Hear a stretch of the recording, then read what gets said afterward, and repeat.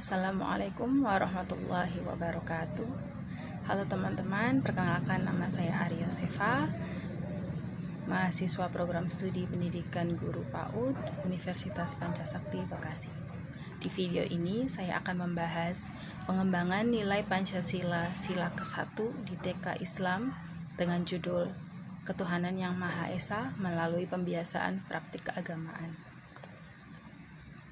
Di TK Islam, menanamkan nilai ketuhanan bukan hanya lewat hafalan doa, tapi lewat pembiasaan nyata setiap hari seperti wudhu, sholat duha, berdoa, dan belajar bersyukur pada ciptaan Allah.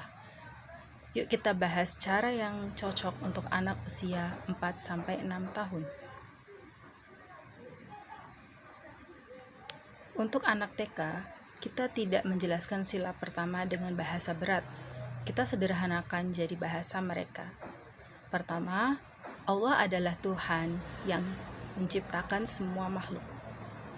Kedua, kita sayang Allah, maka kita patuh perintahnya. Ketiga, sholat, wudhu, dan doa adalah cara kita berkomunikasi dengan Allah. Keempat, kita harus sayang pada ciptaan Allah, yaitu teman, hewan, dan juga tanaman.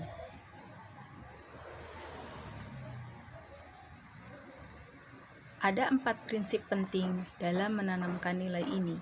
Pertama, pembiasaan. Anak TK belajar paling kuat dari rutinitas yang diulang setiap hari. Kedua, teladan. Guru harus menjadi contoh. Kalau guru hanya menyuruh wudhu, tapi guru sendiri tidak melakukannya, maka anak tidak akan percaya. Ketiga, bermain sambil belajar. Anak TK tidak bisa duduk diam selama 30 menit. Jadi, ajarkan lewat sentra, cerita, dan simulasi. Keempat, kolaborasi dengan orang tua. Pembiasaan di sekolah akan sia-sia kalau di rumah tidak dilanjutkan. Jadi, kunci utamanya adalah konsisten tapi menyenangkan. Mari masuk ke praktik pertama, yaitu pembiasaan wudhu dan sholat duha. Di TK tempat saya mengajar, setiap pagi sebelum kegiatan inti, anak diajak wudhu bersama.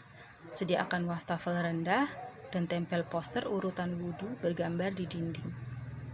Guru peragakan perlahan mulai dari niat, membasuh muka, tangan, kepala, sampai kaki. Setelah wudhu, langsung sholat duha berjamaah selama 10 menit. Anak perempuan memakai mukena dan anak laki-laki mengenakan sarung dan peci. Guru jadi imamnya, mulai dari 2 rakaat saja. Jangan menuntut gerakan yang sempurna, yang penting anak merasa nyaman dan senang menghadap Allah. Sambil sholat, ucapkan pelan-pelan, ayo kita bersihkan tangan dan kaki dulu sebelum menghadap Allah. Ini disebut pijakan verbal. Pembiasaan kedua adalah doa sehari-hari. Di TK tempat saya mengajar, kami membiasakan berdoa sebelum dan sesudah belajar, berdoa sebelum dan sudah makan bersama di kelas, doa ketika keluar dari kamar mandi, dan doa untuk kedua orang tua setiap selesai sholat. Cara mengajarkannya mudah. Gunakan lagu doa yang berirama, bisa juga ditambahkan gerakan tangan, misalnya doa sebelum makan, tepuk tangan sambil baca bismillah. Anak usia 5 tahun biasanya sudah bisa hafal 5-7 doa pendek jika diulang tiap hari.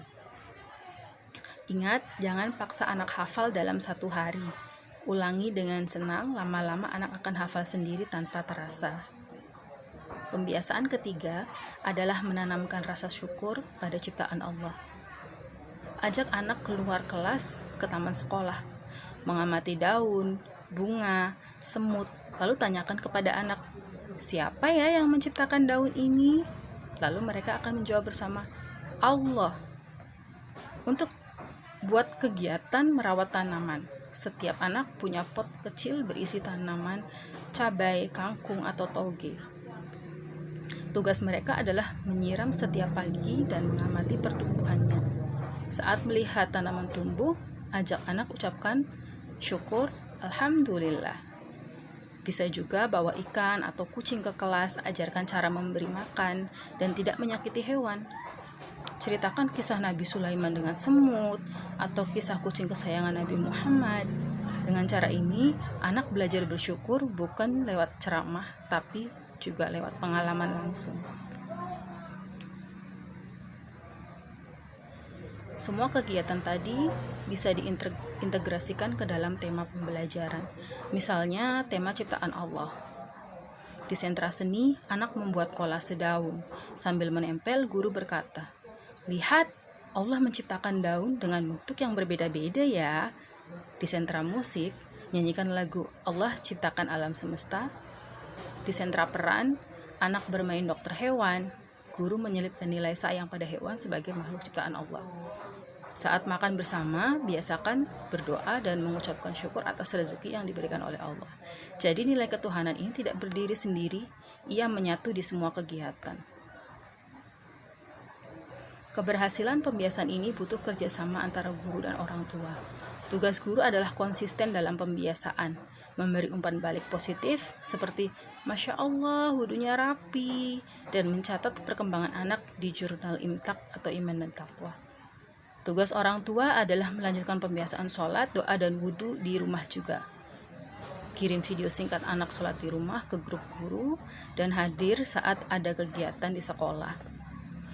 Tanpa kerjasama orang tua, apa yang dibiasakan di sekolah selama 4 jam akan hilang saat anak pulang ke rumah. Lalu, bagaimana kita tahu anak sudah berkembang? Kita lihat dari indikator sederhana ini. Pertama, anak mau berwudu dan sholat tanpa dipaksa. Kedua, anak mengucapkan bismillah dan alhamdulillah secara spontan. Yang ketiga, anak berdoa sebelum makan tanpa diingatkan. Keempat, anak menunjukkan kasih sayang kepada hewan dan tanaman. Yang kelima, anak mengatakan Allah yang menciptakan saat melihat sesuatu yang indah. Penilaian dilakukan lewat observasi harian, bukan tes tertulis. Jadi kesimpulannya, menanamkan nilai Pancasila sila pertama di TK, artinya membiasakan anak mengenal, mencintai, dan menyembah Allah lewat praktik nyata sehari-hari. Terima kasih sudah mendengarkan. Wassalamualaikum warahmatullahi wabarakatuh.